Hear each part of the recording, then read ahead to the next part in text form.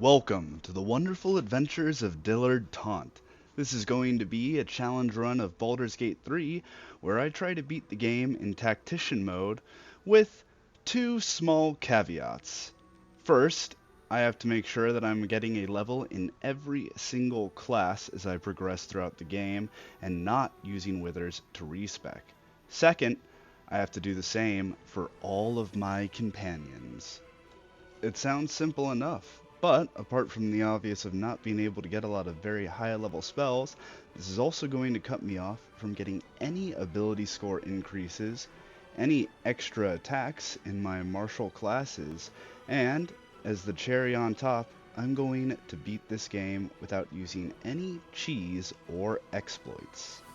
So without further ado, let's begin. Our story begins with Dillard Taunt waking up after he attended a seminar on how to make friends and influence people, and it's becoming painfully obvious by the second why the seminar was free.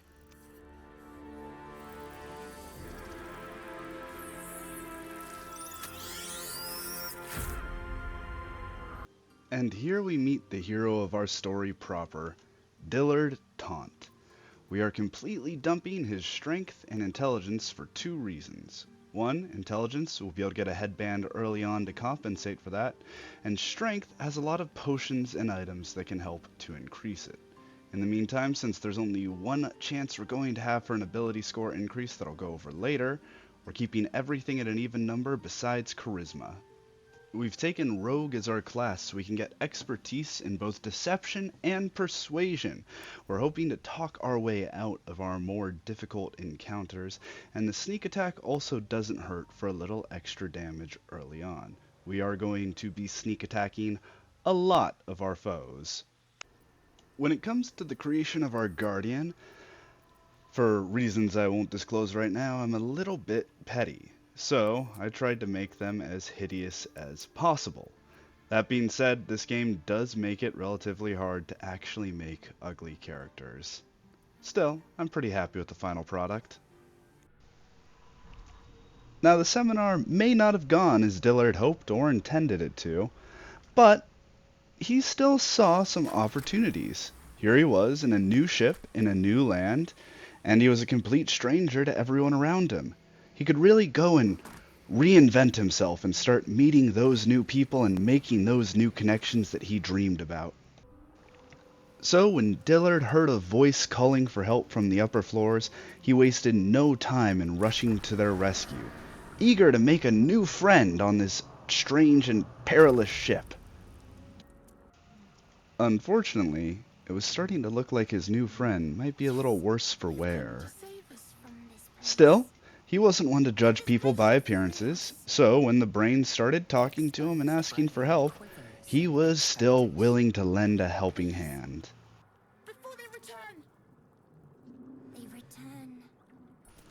He saw an opportunity to use his nimble fingers to help his new friend. So, with a quick twist and flick here and there, his new friend was freed.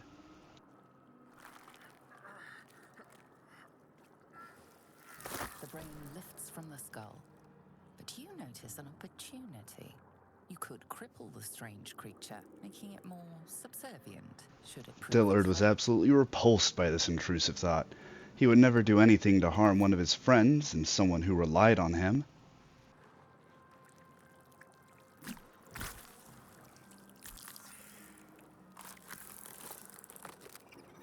are free. Our freedom is ours, friend. And just like that, they were off. Maybe this seminar wasn't turning out to be such a bad deal after all. I mean, normally, Dillard would never have been able to afford a trip to the other planes, and now he even gets to see dragons! Just as Dillard was starting to wonder why he had been the only one to sign up for this class, his question was quickly answered, as he was met by one of the other attendees. And not just any attendee, but the most beautiful frog person he had ever seen. The connection was immediate. And Dillard was fairly sure that she felt it too. Next thing he knew, they were traveling together, and they were going to need to work as a team if they wanted to survive the rest of the horrors aboard this ship. Now, unfortunately, the combat has fantastic sound effects and music whenever you're battling your opponents. But, as I lost the game audio since I'm brand new to this, today I'm just going to talk over this and hope that no one notices. Since the deck is already stacked against us with the pre-existing rules for this playthrough, we are going to need to collect like pack rats, both for the money and the supplies, since resting on tactician difficulty takes twice the amount of resources. Now, as we addressed in character creation, Dillard isn't the sharpest tool in the shed, but he is a curious one, and that gets him into trouble every now and then. Luckily, with the combined strength of him and his two new friends, he's able to make short work of the obstacles standing before him. And it wasn't long after that until we heard more shouts for help, and saw the opportunity to add a new friend to our ranks. Or at least, Dillard saw the opportunity. Still, the construction was far too alien, and Dillard unfortunately was no scholar, so he knew he would have to look around if he wanted a chance to save this person in need. And look around he did. He turned the whole ship inside out, trying to find wherever this mechanism could be hidden. While doing so, he made sure to pick up some explosive-looking barrels, as those would definitely help out for more challenging encounters in the future. After finding the rune and slotting it in the machine, Dillard had learned from his previous handling of the console, and decided to be careful and figure out what this did. On the other hand, nothing ventured, nothing gained. And the gamble paid off. Yet another waylaid attendee, free and ready to join our party. Another immediate connection. This seminar was already starting to pay dividends. But there was an issue. His new companion was racist against his hot frog friend. Still, if there's one thing Dillard was confident he could do, it was bridge the gap between enemies. So he was going to do his darndest to make sure that these two were best of friends by the time they finished traveling together. Now Shadowheart was among our compatriots. After a quick rest and a heal, we made our way for the bridge, ready to do whatever we needed to do to escape this hellhole. Everything besides work as a team, apparently. Dillard had his work cut out for him. And as the grotesque doors opened wide, there he was, the leader of the seminar and our teacher on how to better make friends and influence people. And while the seminar had started off rocky, it was going really well at this point, so Dillard was inclined to lend a helping hand to even him. And so commenced another long and epic battle, which would have been much more epic if you could hear all of the sound effects that were supposed to go along with it.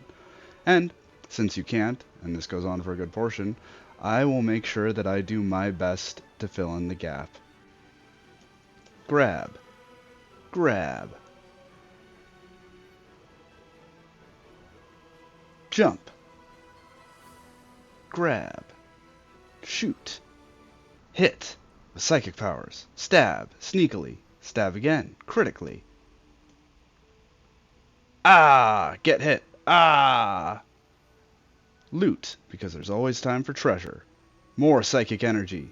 Missing. Hitting. Hitting again. More loot. And like that, we managed to reach our goal.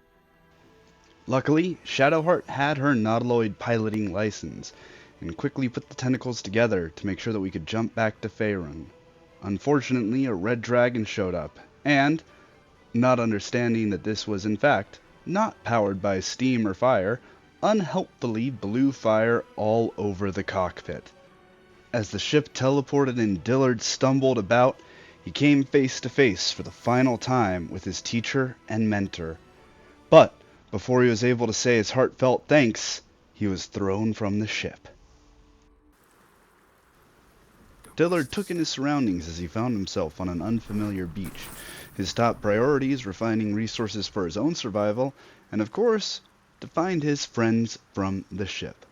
of which he immediately found Shadowheart, which he was moderately disappointed that the first person he found wasn't Lae'zel, but, you know, you take what you can get.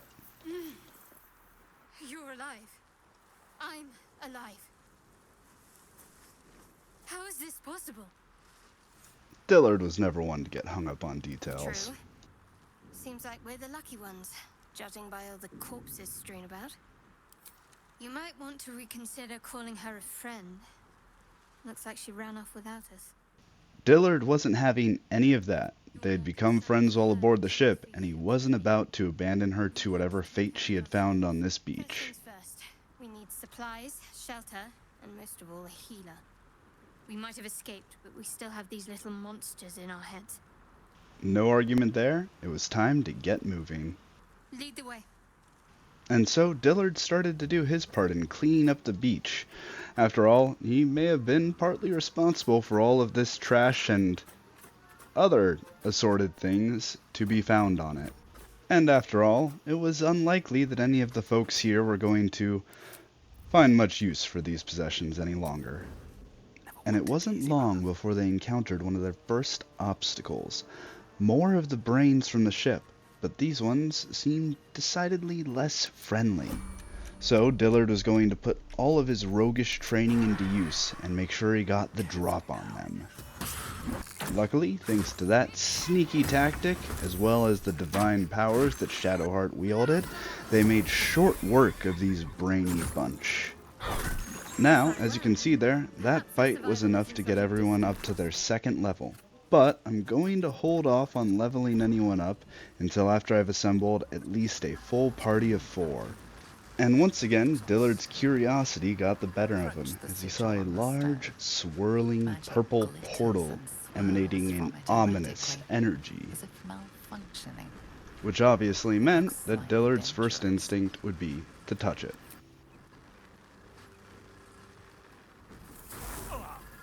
They say the burnt hand is the best teacher, but I think that we're going to need a few more lessons before that really sticks. Anyway, it was another chance for Dillard to lend a helping hand, quite literally in this case. So, another quick pull and a tug, and we successfully found our third companion, Gale of Waterdeep. As happy as Dillard was for the new companion, he was beginning to get disheartened that he had not found Lae'zel after all of this searching. But his fears were soon to be unfounded. Zoru was right. Yellow as a toad, twice as ugly. Now, Dillard wasn't sure who this Zoru fellow was, but he was objectively wrong, and, from the sound of things, probably racist. A guess. As indignant as Dillard was, bloodshed was still his last resort. So, one lie and one well-placed arrow later, Lae'zel was free.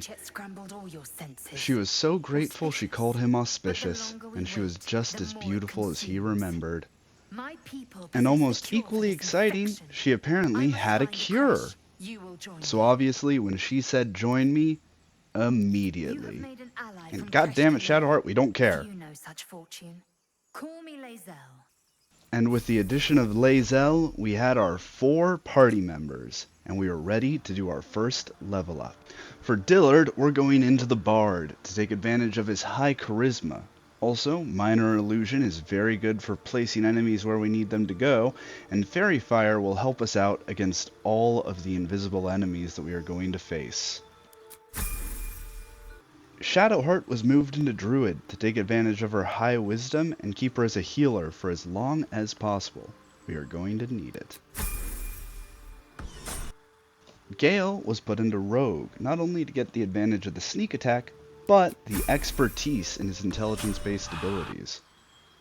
With Lae'zel, I was actually torn between putting her into a paladin or a monk, but in the end, I decided simple is best and moved her straight into barbarian. And with that, we have our first level into our multi-classing adventure. I intend to do a level per video until we finish this playthrough. If you liked it, leave a like and a comment. If you didn't, leave a comment telling me what I can improve. Besides equipment, I'm broke. I can't afford new equipment. This is my first time doing any long-form videos like this, so I really hope that you enjoyed it. Until next time!